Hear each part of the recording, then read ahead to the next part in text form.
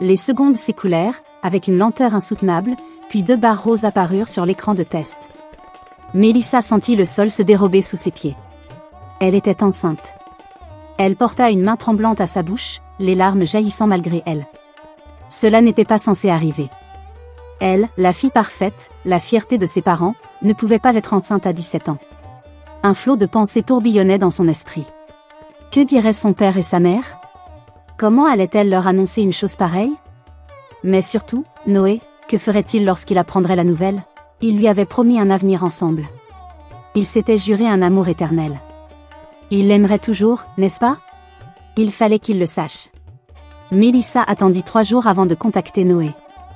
3 jours d'angoisse, de pleurs, de silence, de terreur à l'idée de l'avenir. Quand elle l'appela enfin, il ne répondit pas. Elle insista encore et encore. Finalement, après plusieurs tentatives, il décrocha d'une voix rauque. Oui. Elle sentit un frisson d'inquiétude. Il ne semblait pas content de l'entendre. Noé, il faut qu'on parle. C'est urgent. Je suis occupée, Mélissa. On verra ça plus tard. Son cœur se serra. Non, c'est important. S'il te plaît, retrouve-moi au parc dans 30 minutes. Elle raccrocha avant qu'il ne puisse refuser. Lorsqu'elle arriva au parc, Noé était déjà là, adossé à un banc, une cigarette entre les doigts. Il avait l'air différent, moins chaleureux. Mélissa respira profondément et murmura « Je suis enceinte ». Elle s'attendait à une réaction de surprise, d'inquiétude peut-être, mais il ne réagit pas immédiatement. Il la fixa simplement, sans dire un mot. Puis il éclata de rire. Un rire, froid, sarcastique. « Attends. Tu es sérieuse ?» Elle sentit son estomac se nouer. « Oui, Noé. C'est sérieux. » Il secoua la tête, un sourire incrédule aux lèvres. « Mélissa, tu es sûre que c'est moi ?» Elle sentit une vague de colère monter en elle. « Comment peux-tu dire ça? Tu es le seul. » Il leva les mains en l'air, faussement innocent. « Calme-toi, je veux juste être sûre. » Mélissa sentit son monde s'écrouler. Où était le Noé qui lui avait promis mon émerveil, celui qu'il aimait plus que tout?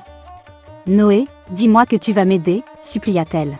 « Écoute, Mélissa, je ne peux pas gérer ça maintenant, soupira-t-il en jetant sa cigarette par terre et en l'écrasant du bout du pied.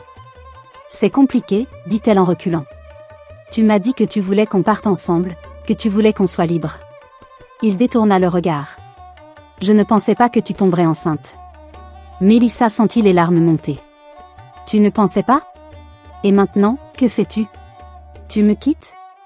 Il passa une main dans ses cheveux, visiblement mal à l'aise. Je dois réfléchir, Mélissa. Réfléchir? Elle pleura, il la regarda avec une lueur de lassitude. Je te rappelle. Puis, sans un mot de plus, il tourna les talons et s'éloigna, la laissant seule dans le froid du soir. Les jours passèrent, et Noé ne rappela jamais. Mélissa essaya de le joindre des dizaines de fois, il ne répondit pas. Elle alla frapper à la porte de sa maison, mais sa mère l'ouvrit avec le visage fermé. Noé n'est pas là. Mélissa bégaya, les larmes aux yeux. Mais où est-il? La femme haussa les sourcils, visiblement agacée. Il est parti. Mélissa sentit son souffle se couper. Parti? Oh. Ça ne te regarde pas, Mélissa. Et je te conseille d'oublier mon fils. Et sur ces mots, elle referma la porte, sans la moindre hésitation, Mélissa resta figée sur les marches. Noé avait disparu sans prévenir, sans un au revoir. Il avait balayé son existence comme si elle n'avait jamais compté. Mélissa sentit ses jambes céder. Elle s'effondra sur le trottoir, le visage caché dans ses mains, étouffant un sanglot douloureux. Elle était seule. Seule avec un bébé qu'elle ne savait pas élever. Seule avec un secret qui allait bientôt exploser et détruire la vie qu'elle connaissait. Tout était fini. Mélissa savait que ce moment allait arriver. Depuis la disparition de Noé, la peur grandissait en elle comme une ombre menaçante. Mais elle n'avait plus le choix. Son ventre commençait à s'arrondir et bientôt elle ne pourrait plus cacher son secret. Un matin, alors qu'elle se préparait dans sa chambre, sa mère entra sans frapper. « Mélissa, viens au bureau de ton père. » Aussitôt, son cœur se serra, elle le savait en descendant l'escalier de marbre, chaque pas sonnait comme une condamnation. Lorsqu'elle entra dans le bureau de son père, il était debout, les bras croisés, le regard glacial.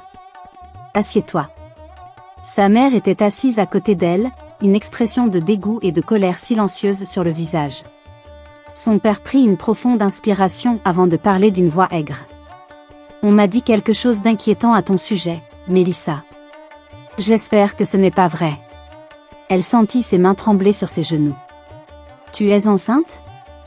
Le silence s'abattit sur la pièce comme une lame. Mélissa ouvrit la bouche pour répondre, mais rien ne sortit. Sa mère poussa un cri étranglé avant de se lever brusquement. Comment oses-tu? Hurla-t-elle, tu as souillé notre nom, Mélissa. Son père, lui, ne hurla pas. Il la fixa simplement avec un mélange de colère et de déception absolue dans les yeux. Qui est le père? Demanda-t-il d'une voix contenue. C'est Noé, dit-elle. Sa mère éclata de rire amer et cruel. Bien sûr. Ce garçon délinquant. Et où est-il maintenant, Mélissa? Elle détourna le regard. Son père se leva lentement. Tu nous as trahis. Pourquoi nous nous sommes battus? Tu nous as couverts de honte. Les mots lui transpercèrent le cœur comme des couteaux. Papa, je suis désolée.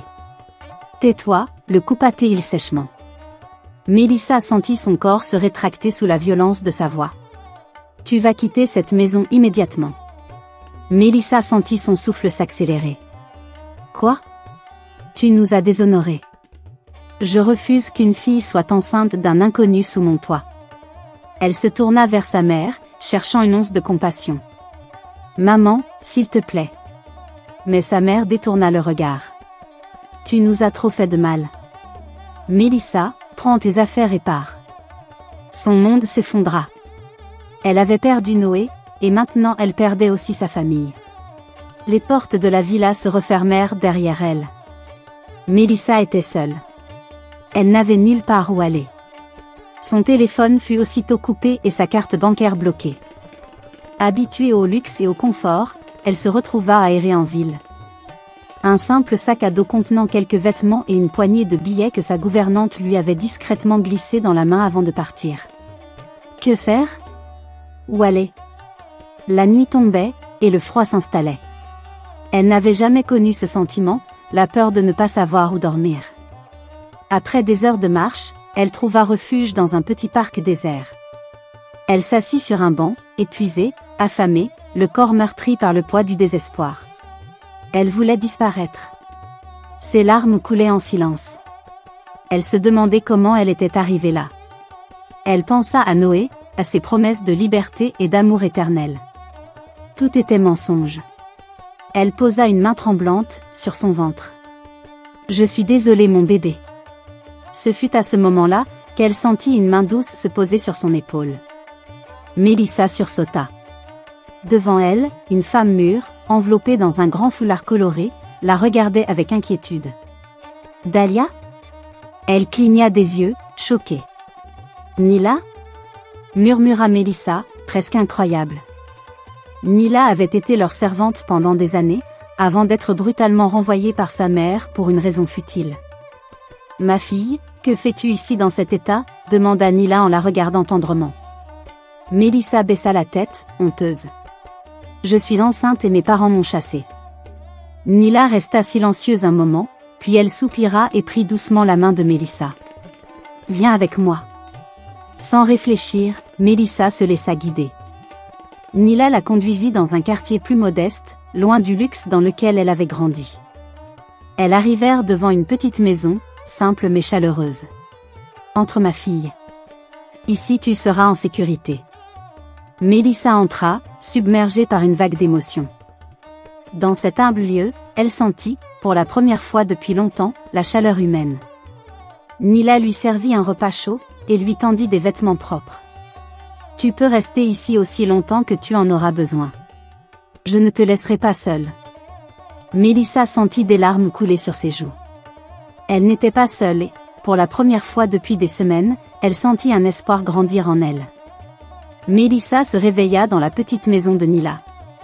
Son cœur était lourd mais un peu plus apaisé. Pour la première fois depuis des semaines, elle n'était pas seule. Mais la réalité la rattrapa rapidement. Elle avait tout perdu, sa famille, son confort, ses privilèges. Il lui fallait désormais apprendre à survivre. Nila lui apporta un plateau de petit déjeuner et s'assit devant elle. Ma fille, tu ne peux pas rester éternellement sans rien faire. Mélissa plissa les yeux. Elle le savait. Il faut apprendre à se débrouiller toute seule. Personne ne viendra te sauver. C'est un mot qui résonna en elle.